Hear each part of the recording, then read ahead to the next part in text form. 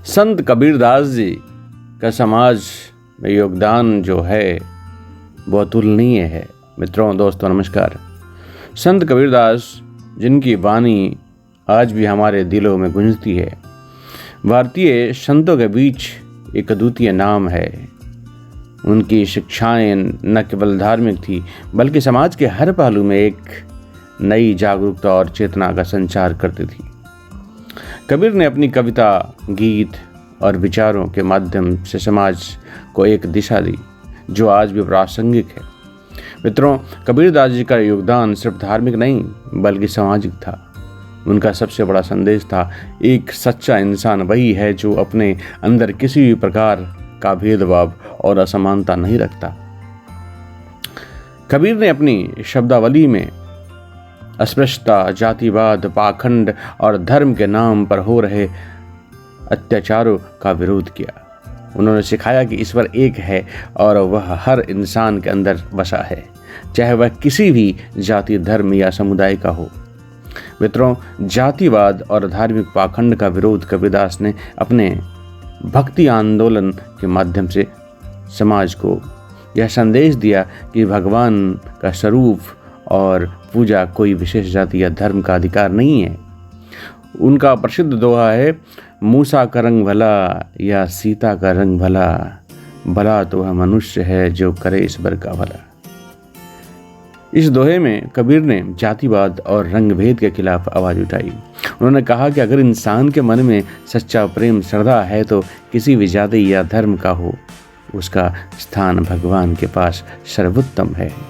मित्रों, आध्यात्मिक और सामाजिक जागरूकता कबीर ने धर्म के नाम पर हो रहे आडंबर और पाखंड को चुनौती दी। उन्होंने अपने दोहों के में यह साफ कहा कि भगवान की पूजा और भक्ति केवल कर्मों से होती है, न कि बाहरी आचार व्यवहार से। उनका एक और प्रसिद्ध दोहा है, तू दीन दयाल सबके तीर्थ, आत्मा तुझ में बसी, यही है सच्चा धर्म। कबीर ने यह स्पष्ट किया कि भगवान केवल मंदिरों और मस्जिदों में नहीं रहते बल्कि हर इंसान के दिल में रहते। उनका आशीर्वाद और सच्ची भक्ति किसी भी धार्मिक स्थल से ऊपर होती है।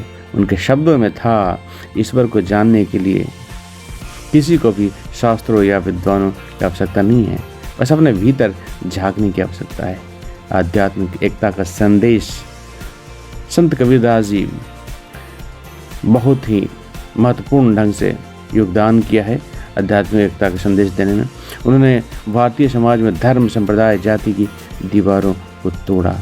वह हर किसी को एक समान मानते थे। उन्होंने यह बताया कि सभी धर्म का मूल एक है, ईश्वर का प्रेम। उनका कहना था, साईं इतना दीजिए जामे कुटुंब समाए, मैं भी भूखा ना रहूं, साधु न भूखा जाए।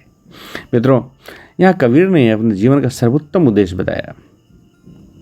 वह यह चाहते थे कि समाज में हर व्यक्ति को भोजन, आवास और प्रेम मिले ताकि कोई भी दुखी ना हो। वह यह मानते थे कि आत्मा की शांति और भक्ति तभी संभव है जब इंसान का हर प्रकार से उद्धार हो। कबीर का सच्चा समाज सुधार जो हम लोग समझ सकते हैं वो यह है कि निचले तबकों के लिए बहुत ही आवाज़ बढ़ चढ़ के कबीरदास जी ने उठाई। उन्होंने हमेशा ही अस्पृश्यता के खिलाफ आवाज़ उठाई और समाज में समानता की बात की। उनका यह संदेश था कि अगर कोई भी व्यक्ति अपने कर्मों में सच्चा है तो वह उसे किसी भी सामाजिक प्रथा या ऊंच नीच से परे रखा जाना चाहिए। कबीर ने अपने भक्ति आंदोलन के माध्यम से समाज में बुराइयों को चुनौती दी और हर व्यक्ति को समान अधिकार और सम्मान देने की बात की। इसलिए मित्रों, कबीरदास के योगदान को अगर हम आज के समय में देखें तो उनको आप बहुत ही सराहना भरी नज़रों से देखेंगे, क्योंकि उनकी बातें और उनके विचार आज भी हमारे समाज को प्रेरित करते हैं। उन्होंने सिखाया कि भक्ति, सत्य और प्रेम ही सबसे बड़ी शक्ति है जो समाज में बदलाव ला सकती है। उनके दोहे, उनके शब्द, उनकी शिक्षा आज भी हमारे रोज़मर्रा की ज़िंदगी में अमूल्य धरोहर के रूप में मौजूद है। मित्रों, कबीर ने समाज को यह समझाया कि समाज के भले के लिए हमें अपनी व्यक्तित्व और सामाजिक जिम्मेदारियों को समझना होगा। हमें एक दूसरे के साथ प्रेम और सम्मान से पेश आना होगा और किसी भी प्रकार के भेदभाव से ऊपर उठकर इंसानियत की राह पर चलना होगा। यही है संत कबीरदास जी का असली योगदान, जो आज भी हमारे जीवन को दिशा देता है। मित्रों, इन्हीं शब्दों के साथ मैं अपनी वाणी को विराम देता हूँ। आप सभी को नमस्कार करता हूँ। जय सिया राम।